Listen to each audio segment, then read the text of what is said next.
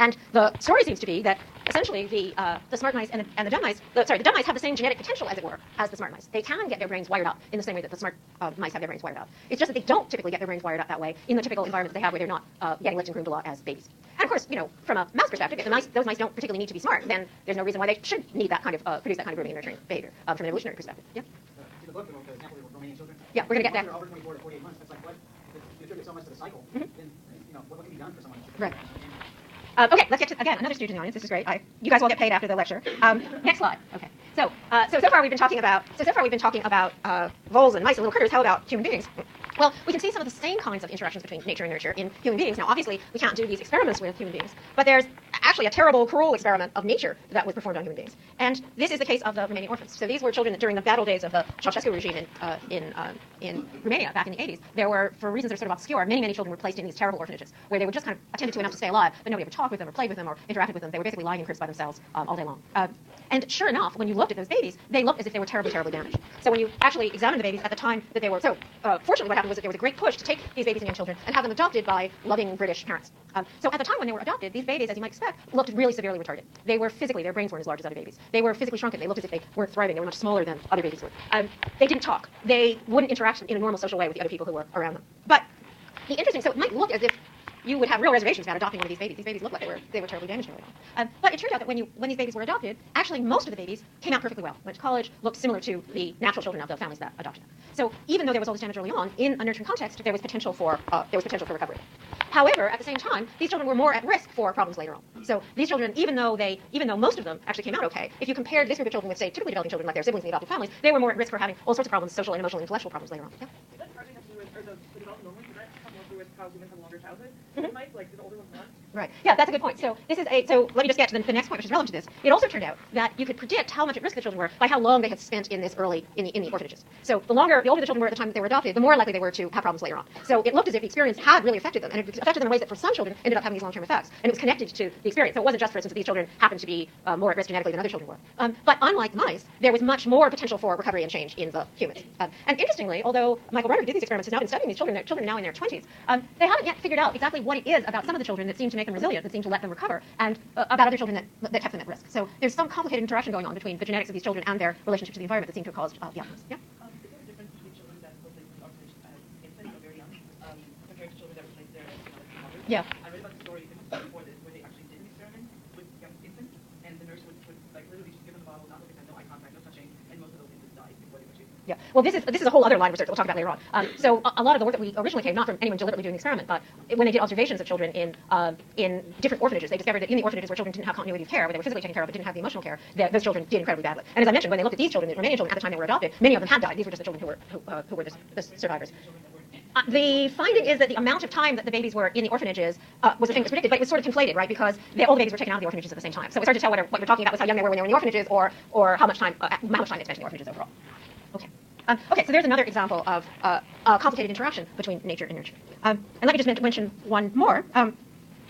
So there's these complicated interactions between nature and nurture that depend on our environments. But of course, one of the other things that makes human beings distinctive is that we actually have beliefs about the world. So we actually think things about the world. We have beliefs about the way the world works. And our beliefs about the way that the world works and how we work can have really strong influences on our behavior. And let me give you an example. So far what I showed with the epigenetics and with Romanian orphans is that our intelligence, which we might think is just something that's the result of our genetics, actually turns out to be very malleable and to be very influenced by our environment, even for rats.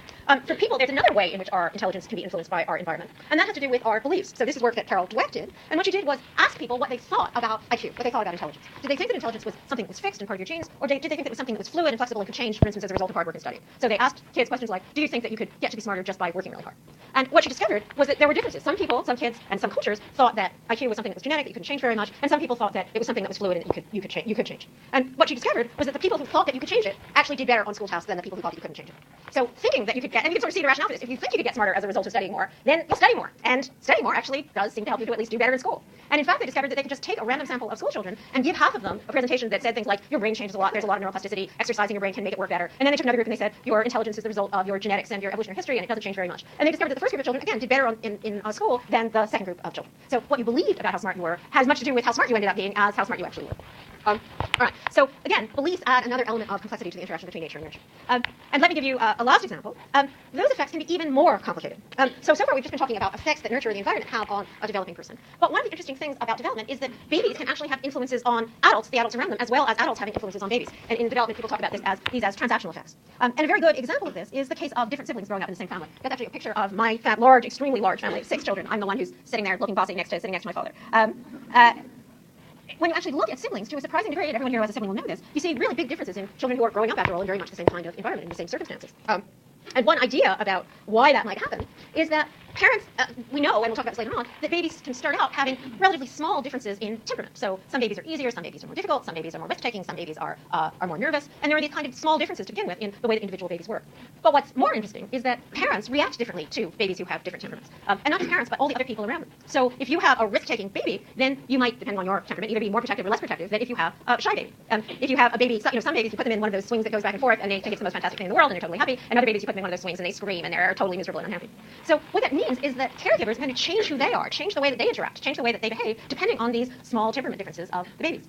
So already, even things like whether a baby is born big and healthy and strong, or whether a baby's born kind of weak and skinny, makes a difference in how they're treated. And then those differences in the way that they're treated, in turn, change the way that those babies behave. So the baby's going to behave differently depending on how they're treated. So in my own example is my 2 oldest children are only about a year apart from one another. And the first one, Alexei, was from the time he was born big and strong and confident, and he grabbed onto a nipple and suck, and he was in charge of the universe. And the second baby was little and skinny and born a little bit early, and basically spent his first 4 months snuggling up as close as he could possibly get to Mama, occasionally barely opening his eyes to look out at the world around him. And from a very early point, my attitude towards them, which they say has continued to this day, is look, Alexei doesn't really need a lot of support and nurturance. He's fine. He'll get along just fine. And Nicholas, who at this point is actually an extremely successful hedge fund quant manager, as far as his mom is concerned, still requires much more careful nurturance and taking care of and worrying than Alexei does. And that turns out not just to be idiosyncratic, that's true about siblings in general. So if you want to know why you and your siblings end up being so different, part of it is small differences in the way your siblings work, but then the interactions that siblings have with parents, and also the interactions that siblings have with other siblings, end up making a big difference. So as we'll see later on, if you're a younger sibling, you're living in a very different environment, and you're affecting your environment very differently than if you're an older sibling. So if you're a younger sibling, then you're calling out caregiving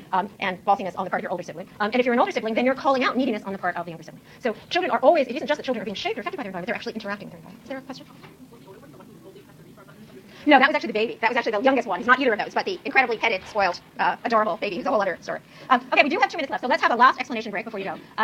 So I want the other person, the person who didn't explain last time, to turn and explain why siblings are different to the other partner. So start at the second one.